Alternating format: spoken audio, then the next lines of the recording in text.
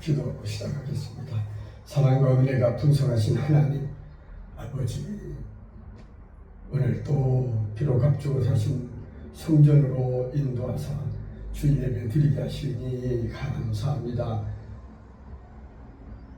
예수님을 만납시다 라는 제목으로 예배 드릴 때에 이 말씀 통하여 중심을 보시는 예수 그리스도를 발견하게 하시고 생을 아름답게 살게 하옵소서. 온 마음과 정성 다해 드리는 예배를 통하여 하나님 홀로 영광 받으시고 저에게는 한없는 은혜와 기쁨의 시간이 되게 하옵소서. 믿사옵고 존귀하신 예수님의 이름으로 기도드리옵나이다. 아멘. 오늘 말씀 요한복음 1장에서 본문을 삼았습니다.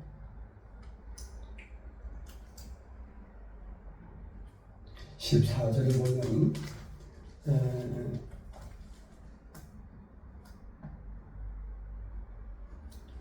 말씀이 육신이 되어 우리 가운데 거하시매 우리가 그의 영광을 보니 아버지의 독생자의 영광이요 은혜와 진리가 충만하더라 하셨습니다.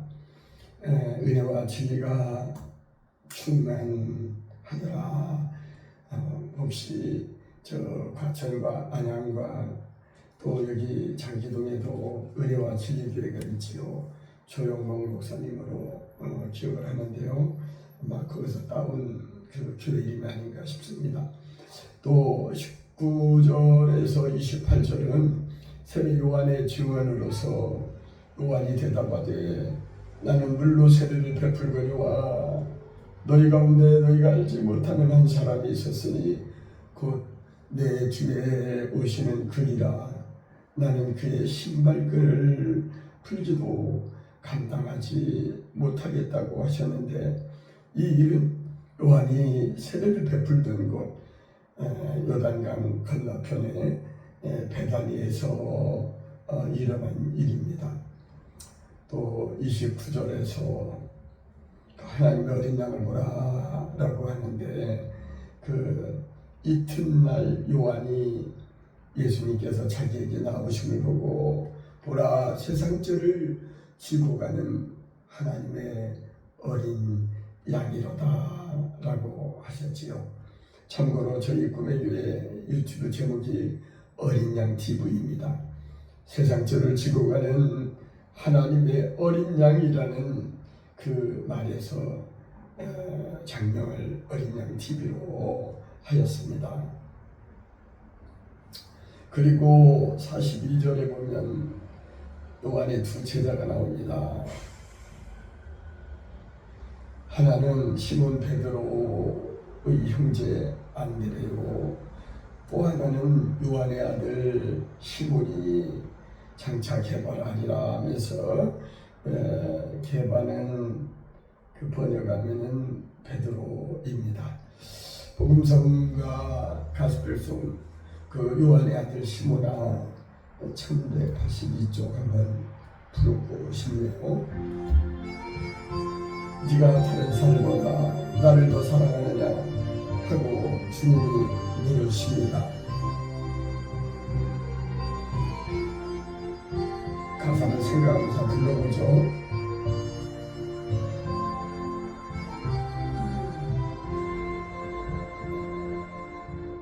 요한의 아들 시몬아, 내가 다른 사람들보다 나를 더 사랑하느냐 하고 주님이 물으셨네. 요한의 아들 시몬아, 내가 다른 사람들보다 나를 더 사랑하느냐 하고 주님이 물으셨네. 그때 나는 대답했네. 내가 주를 사랑하는지 주님 주님께서 아십니다. 주님께서 내 마음 아시리.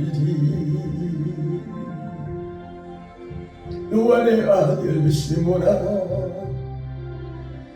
네가 다른 사람들보다 나를 더 사랑하느냐 하고 주님이 물으셨네. 내게 오는 많은 양떼 너에게 맡겨둘 테니 사랑하는 내 친구야, 많은 양떼를 부탁한다. 그때 나는 죽게 대답했네. 내가 주를 사랑하는지 주님께서 아십니다. 주님께서 내 마음 아시리.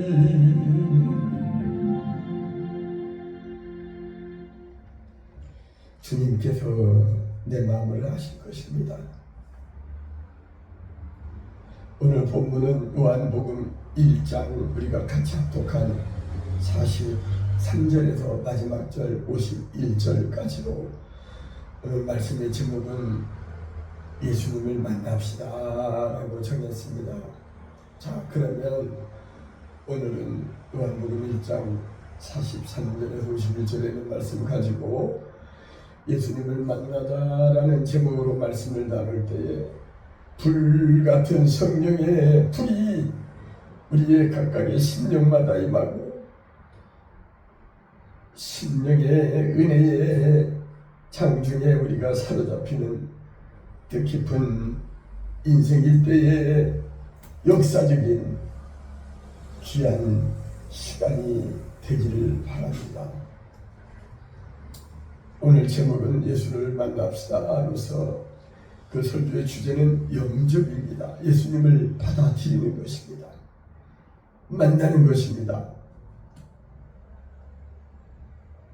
요한복음 1장 12절에 보면 영접하는 자, 곧 그 이름을 믿는 자들에게는 하나님의 자녀가 되는 권세를 주셨으니 영접하는 자는 하나님의 자녀가 됩니다.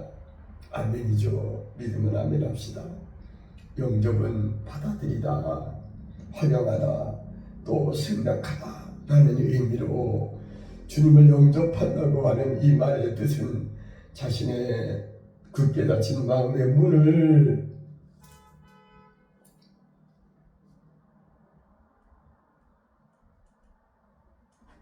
열고 예수 그리스도를 구주로 영접하는 것을 말합니다. 사람은 누구를 만나느냐에 따라 운명이 결정됩니다. 우리도 어릴 때는 어떤 부모를 누구를 만나느냐에 따라 그의 교육 환경과 생활 수준이 달라집니다. 학생은 교사를 잘 만나야 그의 장래의 진로가 결정됩니다. 직장에서는 상사와 부하 직원이 잘 만나야 인생의 행과 불행에 영향을 줍니다.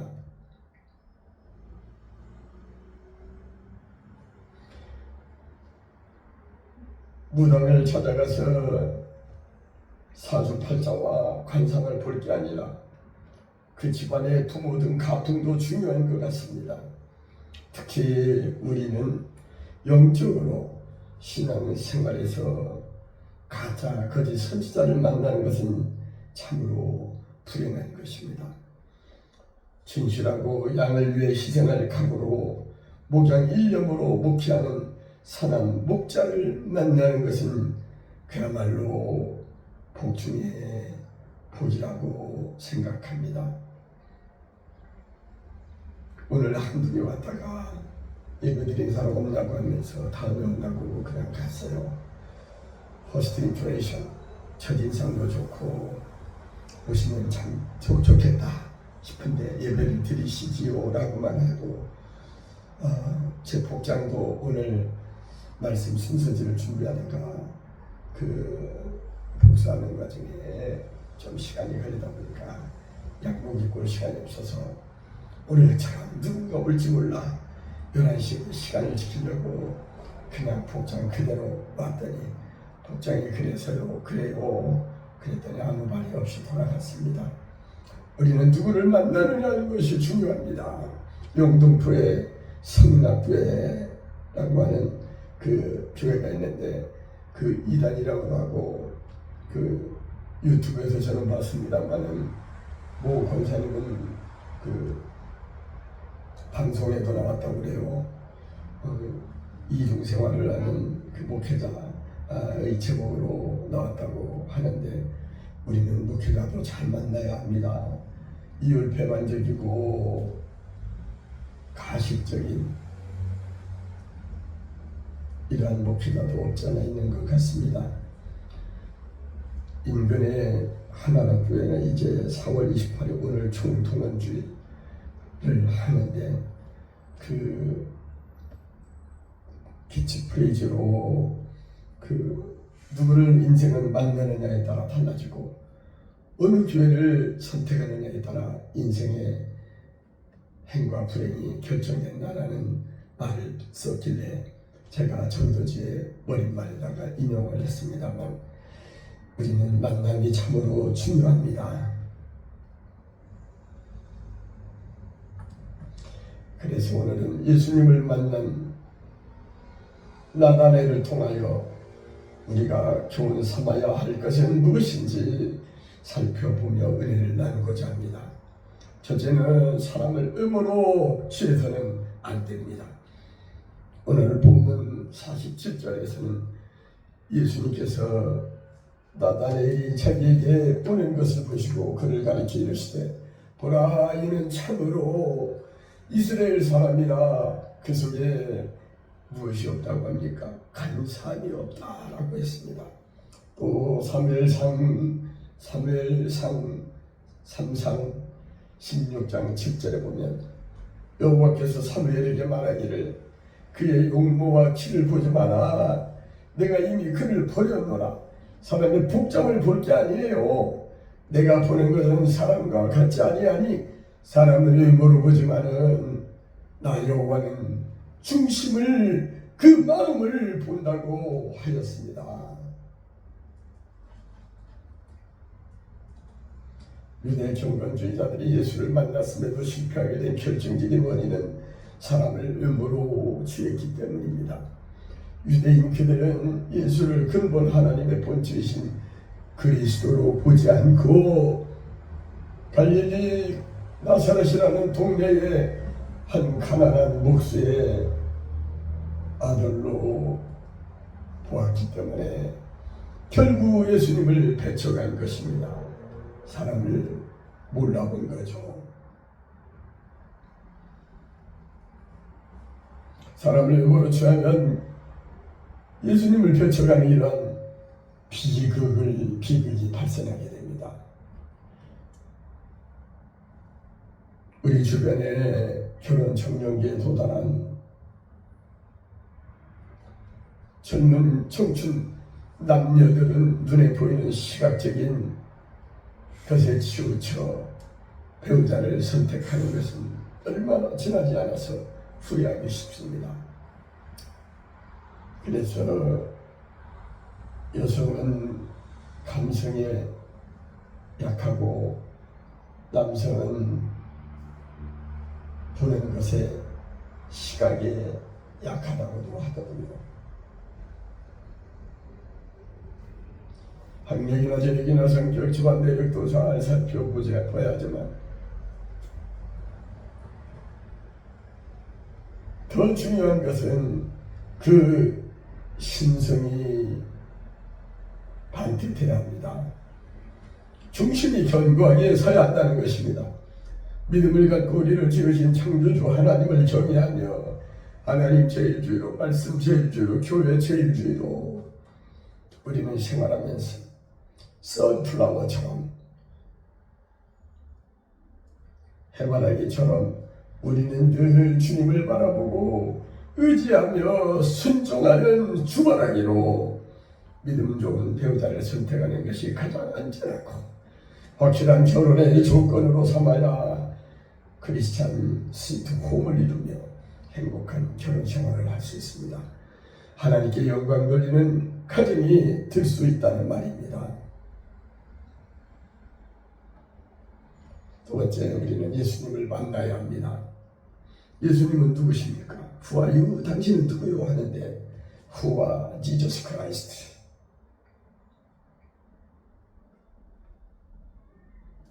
베드로는 마태복음 16장 16절에서 명쾌하게 대답했습니다.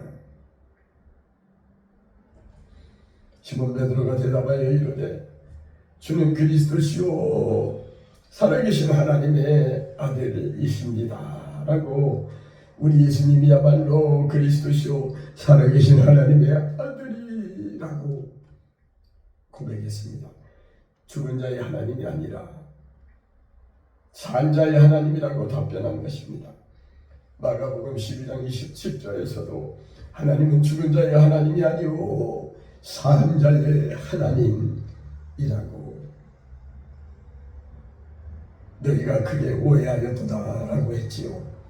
또 마태복음 22장 32절에서도 마찬가지로 나는 아브라함의 하나님이요 이삭의 하나님이요 야곱의 하나님이로다 하신 것을 읽어보지 못하였느냐.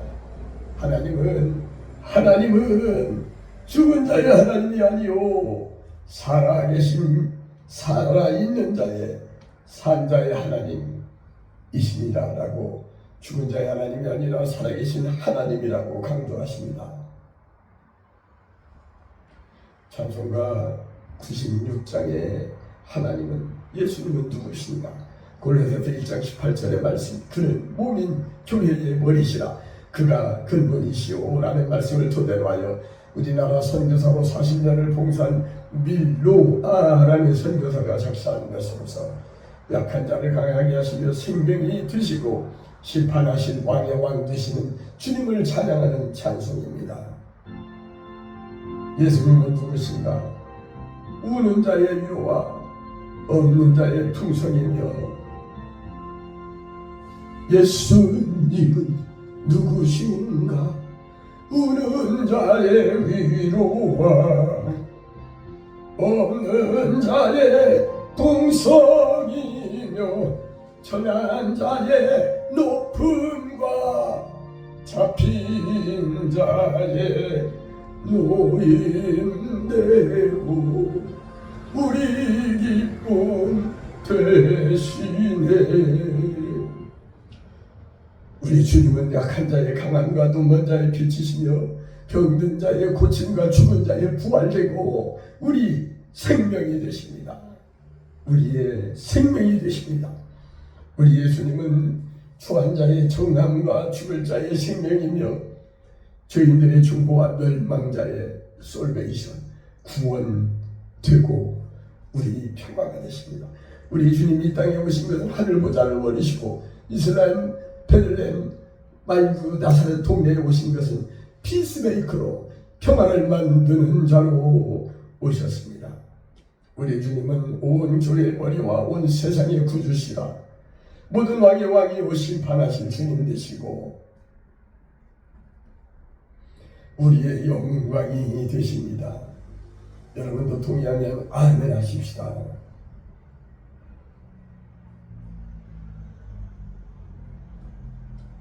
하나님에 관하여 구체적으로 알고 싶은 사람은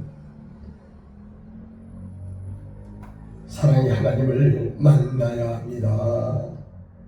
체험해야 합니다. 인천에 사이다가 떴어도 고프가 없으면 컵이 없으면 아무 쓸데없듯이 우리는 하나님을 만나야 인천의 사이다를 맛볼 수 있는 것입니다. 예수님은 하나님의 독생성자로서 그리스도만이 우리 주님만이 하나님을 알 수 있는 유일한 통로이기 때문입니다. 사도행전 4장 12절에 보면 다른 이로서는 구원을 받을 수 없나니 천하 사람들 중에 그래도 천하 세계 인구가 얼마가 바로 찾아봤지요. 그랬더니 81억 1883만 5,991명이더군요. 그 중에 인도가 14억 4천이고 중국이 14억 2천이고 미국이 3억입니다. 그리고 인도네시아가 2억이고 파키스탄이 또 2억이더군요. 우리나라는 한국은 어디다 적어놨는데 한국은 5,150만 29명이 되거든요. 이와 같은 천하 사람 중에 구원을 받을 만한 다른 이름을 우리에게 주신 일이 없습니다 했습니다. 우리에게 구원을 베푸시는 자는 only Jesus Christ, 오직 예수님밖에 없습니다. 우리는 예수님을 만나야 구원받을 수 있습니다. 하늘 날아갈 수 있습니다.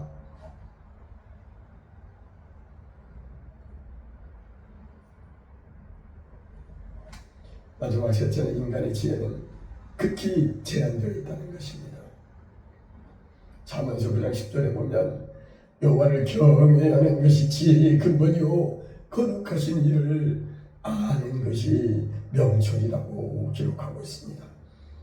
지혜의 근본은 여호와 하나님을 경외하는 것이며 거룩하신 하나님을 아는 것이 명철이라고 말하고 있습니다.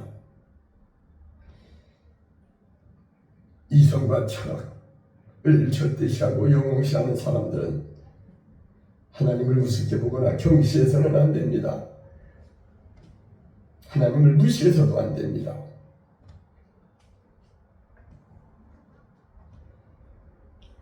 인간의 위상을 신격하려고 하지만은 잘못이며 인간의 지혜란 극히 제한되어 있음을 알아야 합니다.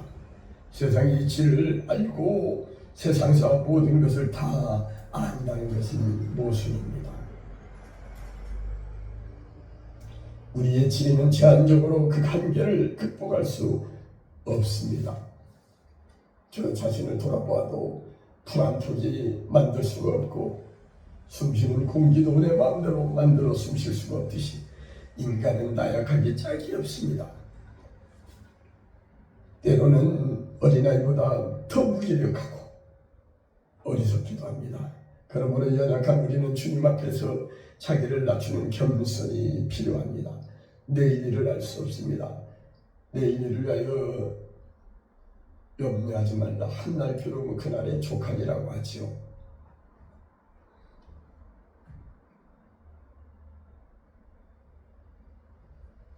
데이비드 차가가는 선교사는 젊은 43살인가인데 참으로 나이스해요. 신선해요.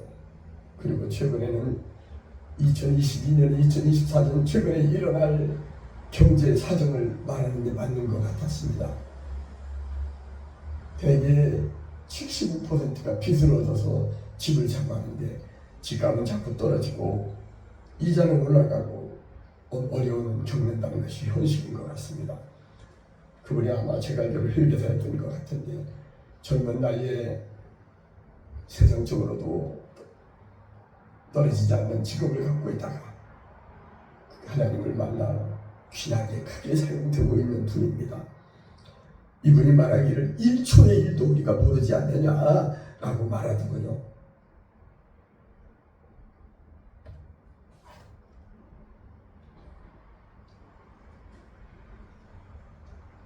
오늘 말씀과 딱 맞는 말씀으로 잠언서 11장 2절을 말합니다. 교만이 오면 욕도 오거니와 겸손한 자에게는 지혜가 있느니라. 아멘이지요. 교만이 꼴 욕, 겸손이 꼴 지혜입니다. 또 잠언서 18장 12절에서는 사람의 마음의 교만은 멸망의 선봉이요 겸손은 존귀한 잠이라고 말합니다. 교만하면 망하고 겸손하면 존귀해집니다. 교만하지 말고 겸손하라고 훈계하십니다. 제가 군생활할 때 군종병일 때 군복이었던 군수사령부의 김석은 목사님이 저와 함께 군인교회에서 간만두 그렇게 내려오다가 흥얼거리면서 그러더군요. 우리는 딱딱한 참나무처럼 살지 말고 버드나무처럼 부드럽게 살아야 합니다. 포도나무는 확 실어도 다시 원위치가 되지만 참나무는 딱 하고 부러져 버린다고, 교만하면 부러진다고 하더군요. 맞습니다. 잠언서 29장 13절에 보면 사람이 교만하면 낮아지게 되겠고 마음이 겸손하면 영예를 얻으리라며, 교회에서 일 좀 한다고 다툼을 일으키고 싸우기를 잘하는 사람은 아예 일 안 하고 싸우지 않는 게 오히려 낫다라고 어느 목사님이 말한 것으로 기억납니다. 빌립보서 2장 3절에서는 아무 일에든지 다툼이나 회용을 하지 말고 무엇으로 하라고요? 오직 겸손한 마음으로 각각 자기보다 남을 낮게 여기라 라고 말씀하십니다. 겸손합시다. 그래야 주변 사람들에게도 인정받고 존경받게 됩니다. 이제 말씀을 마칩니다. 나다나엘을 통하여 우리가 교훈 삼아야 할 것은 사람을 외모로 취하지 말라는 것입니다.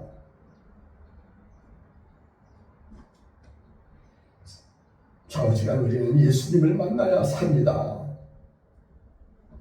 예수님의 손을 꽉 붙잡고 살아야 합니다. 인간의 지혜는 극히 제한되어 있음을 알고 겸손해야 합니다. 어제 죽으심을 보시는 예수 그리스도를 통하여 우리의 생을 아름답게 살다가 저 거룩한 성 새 예루살렘인 천국 가는 저와 여러분 되시기를 간절히 축원합니다. 축원합니다. 축원합니다. 이제 축도를 마칩니다. 이제는 교회 머리 되시는 우리 구주 예수님의 은혜와 아버지 하나님의 사랑과 성령님의 역사하심이 절대 감사하며 인생을 아름답게 살다가 천국 가기 원하는 저희들의 심령과 하나님과 일터와 이 나라와 이 민족 위에 이제부터 영원토록 함께 하시기를 간절히 축원하옵나이다.